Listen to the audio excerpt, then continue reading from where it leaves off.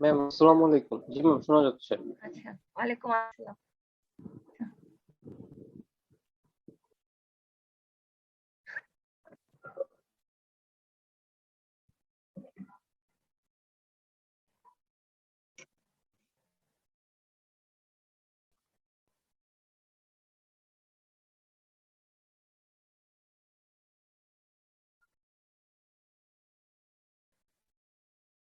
আচ্ছা বলো, তারপর তোমাদের কি খবর? তোমরা কি প্রিপারেশন নাও শুরু করেছো ফাইনালের জন্য?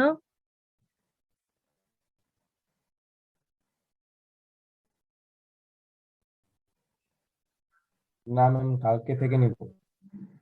কালকে থেকে নিবা? আচ্ছা আচ্ছা, ঠিক আছে। আর আমি মাঝখানে তোমাদের কুইজের খাতা আমি কিছু দেখেছি, সব তো হয় না বলে আসলে নাম্বার দাও হয় না। আমি মাঝখানে দিই মাসে বা কুইজ 2-3 নাম্বার দিয়ে দিব। আচ্ছা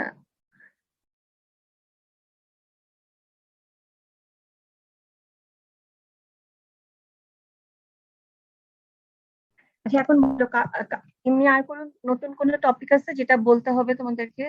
তোমরা দেখেছিলে ক্লাস লেকচার গুলো?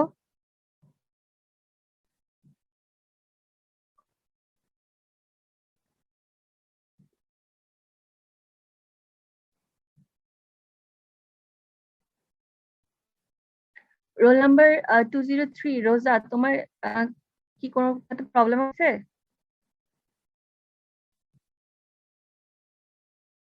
আচ্ছা, ঠিক আছে। 59, আহমেদ জুবায়ের। জি ম্যাম, মানে পরে পুরো সিলেবাস দেখেছি আর তেমন কোনো প্রবলেম পাইনি। হ্যাঁ বল। আচ্ছা ঠিক আছে। Roll number 61, Ikramul Hasan. আমি যেগুলো দেখছি ওইগুলো কোনো প্রবলেম পাইনি। আচ্ছা ঠিক আছে, যদি পরে প্রবলেম পাও আমাকে জানিও, ঠিক আছে। 74, ফারিন সাদাব।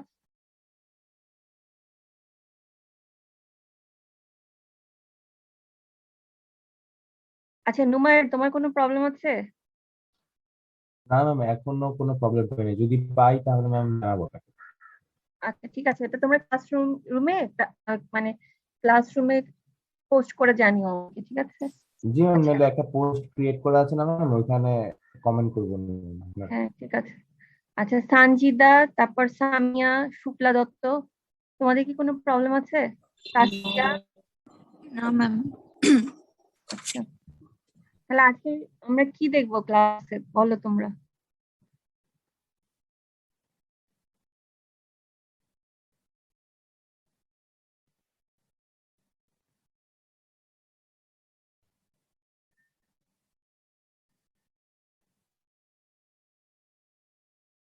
আমি গতকালকে তোমাদের ক্লাস টেস্ট 3 যেটা, ওটার আনসার শিট গুলো চেক করছিলাম।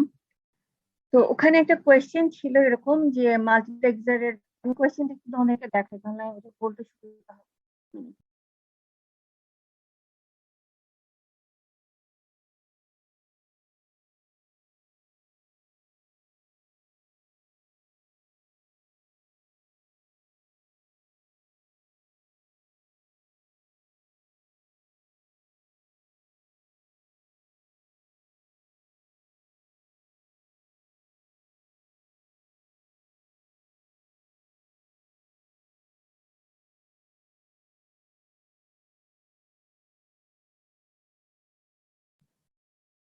তিন নম্বর ক্লাস টেস্টে, আমার কথা শুনতে পাচ্ছি তো না? তো 3 নম্বর ক্লাস টেস্টে দুইটা সেট কোয়েশ্চেন ছিল, এটা হচ্ছে সেট 3A।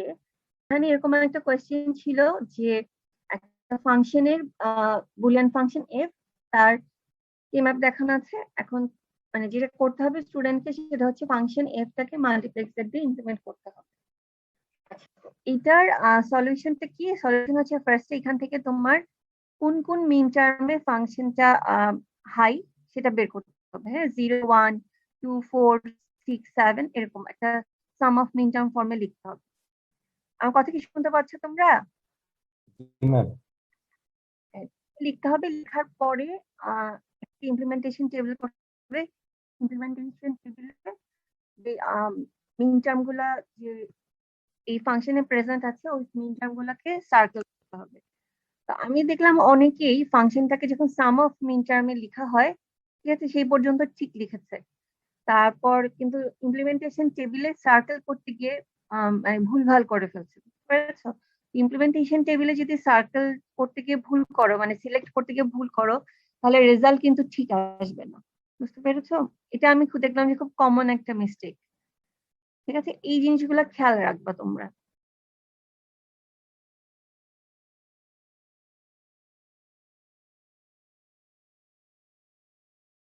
ম্যাম, জি বলো।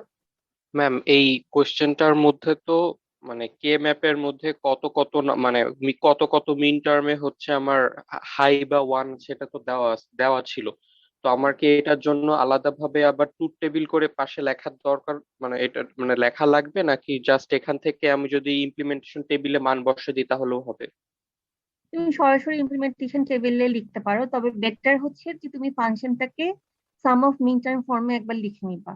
ট্রুথ টেবিলটা এখানে প্রয়োজন না, ঠিক আছে? কারণ এখানে তো আসলে দেখাই যাচ্ছে, মানে আমি যদি ইয়ে করি আর কি, জুম করলে তো দেখাই যাচ্ছে যে এটা নাম্বার গুলো কত। ঠিক আছে, সাম অফ মিন টার্ম মানে বুঝতে পারছো তো, সামেশন দিয়ে যেটা লিখে আর কি, জি ওই ম্যাম। ফর্মে লিখে নিলে ভালো হয়। জি।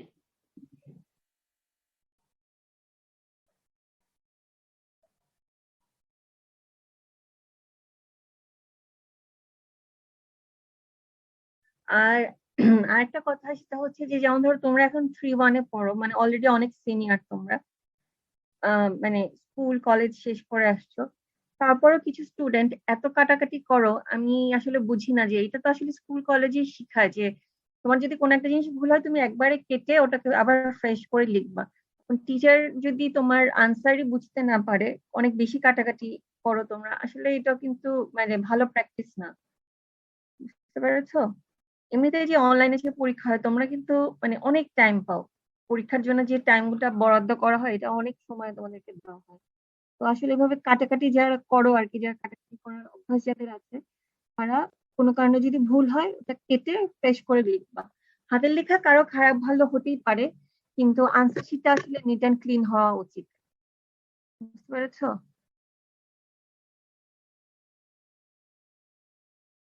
বিশেষ করে মানে অনলাইনে যে পরীক্ষাগুলো হয় এগুলোর স্ক্রিপ্ট চেক করা, আনসার শিট গুলো, আনসার স্ক্রিপ্ট চেক করা টিচারদের জন্য খুব বড় একটা চ্যালেঞ্জ আর কি, বুঝতে পেরেছো? তো এর মধ্যে যদি তোমরা এত কাটাকাটি করো, রেজাল্ট খুব একটা ভালো হয় না।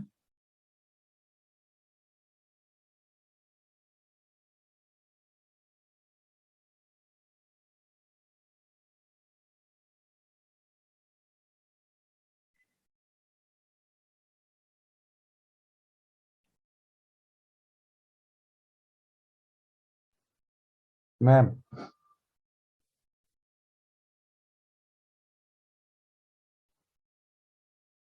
আমি শুনতে পাচ্ছি, বলো।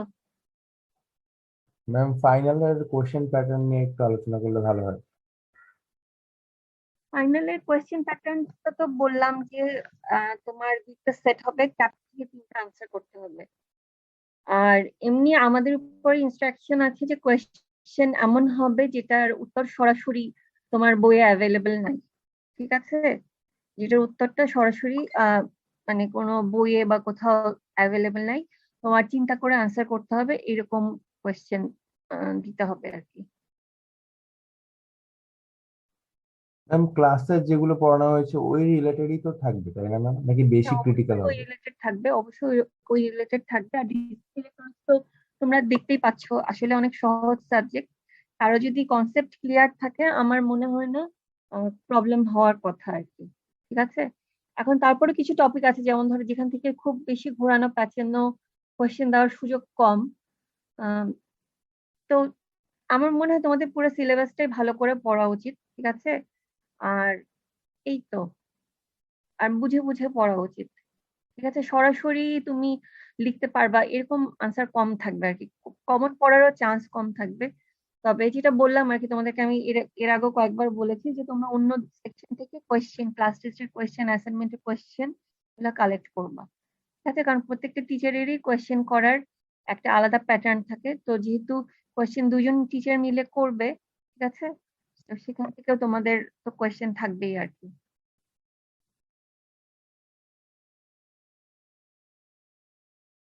আর তোমরা পুরানো কিছু কোয়েশ্চেনও সলভ করলে ভালো হয়, ঠিক আছে?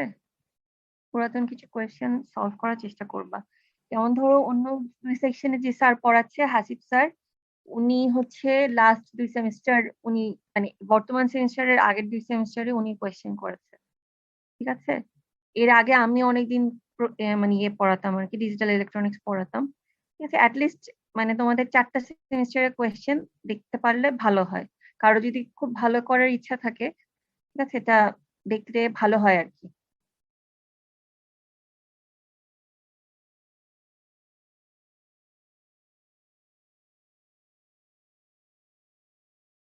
আচ্ছা মুশফিক মারুফ, তোমার রোল নাম্বার কত?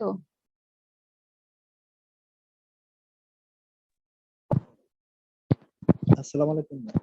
ওয়ালাইকুম আসসালাম। 155। তুমি কি ডি সেকশন? জি ম্যাম। ও আচ্ছা, তোমার রোল নাম্বার তো লেখা নেই এখানে। আচ্ছা, তোমার কি কোনো প্রবলেম আছে কোনো টপিকে? না ম্যাম, আপাতত নাই। ওই লাস্টের টপিক গুলা এখন হচ্ছে গিয়ে দুই একটা দেখা বাকি আছে তো, আচ্ছা ঠিক আছে, ওকে। তেমন আগেগুলো তো তেমন নাই।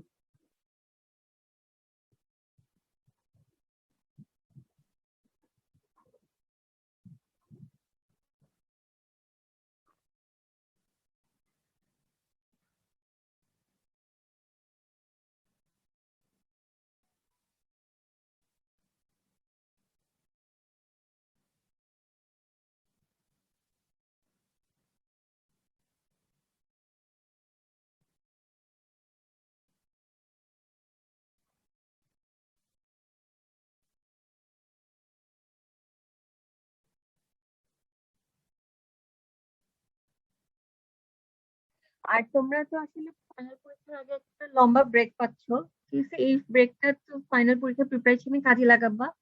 পাশাপাশি যে অন্যান্য স্কিল কিছু ডেভেলপ করার চেষ্টা করবা আর কি। কারো যদি দেশের বাইরে পড়তে যাওয়ার ইচ্ছা থাকে, ঠিক আছে, সেটার জন্য প্রিপারেশন নিতে পারো এখন থেকেই। তারপরে তোমরা যে তোমাদের যে ম্যাটল্যাব শেখানো হচ্ছে, ম্যাটল্যাব এই কোডিং গুলো আর কি ভালো মতো তোমরা আয়ত্ত করার চেষ্টা করো আর কি, ঠিক আছে? কারণ এরপরে এই জিনিসগুলো লাগবে। তোমাদের ম্যাটল্যাবে কোন স্যার ক্লাস নেয় ল্যাবে, স্যার বা ম্যাডাম? নয়ন স্যার আর শারমিন সুহান ম্যাম। আচ্ছা আচ্ছা। আচ্ছা, ওনারা দুজনই তো অনেক এক্সপিরিয়েন্স টিচার এবং খুব ভালো করে ম্যাটল্যাব পড়ান আর কি। তো ম্যাটল্যাবের যে কোডিং গুলা এগুলো তোমরা ভালো করে শিখে মানে চেষ্টা করবে আর কি ভালো করে আয়ত্ত করার, ঠিক আছে? তারপরে তোমাদের ডিজিটাল ইলেকট্রনিক্স ল্যাবে যে প্রোটিয়াস শেখানো হয়েছে, প্রোটিয়াস, কোয়ার্টাস, এগুলো খুব ভালো করে শিখে ফেলবা, ঠিক আছে? কারণ কোয়ার্টাস কিন্তু তোমরা যদি কেউ ফোর্থ ইয়ারে ভিএলএসআই নাও, ভিএলএসআই তে কাজে লাগবে। আবার ম্যাটল্যাব হচ্ছে ফোর্থ ইয়ারে তোমাদের থিসিসের সময়ও কাজে লাগবে, ঠিক আছে? তো এই জিনিসগুলো আর কি খুব ভালো করে মানে আয়ত্ত করে ফেলার চেষ্টা করা উচিত আর কি।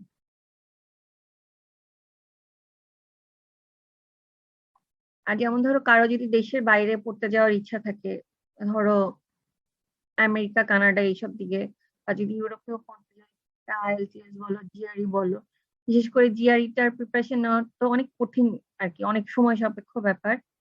তো ওইগুলাও একটু একটু একটু করে দেখতে পারো আর কি। তোমাদের যেহেতু এখন অনেক সময় আর কি, তোমাদের তো অনেক সময় পাচ্ছ, আসা যাওয়াতে কোনো সময় নষ্ট হচ্ছে না, বাসাতেই থাকো বেশিরভাগ সময়, তো এগুলা একটু খেয়াল করো।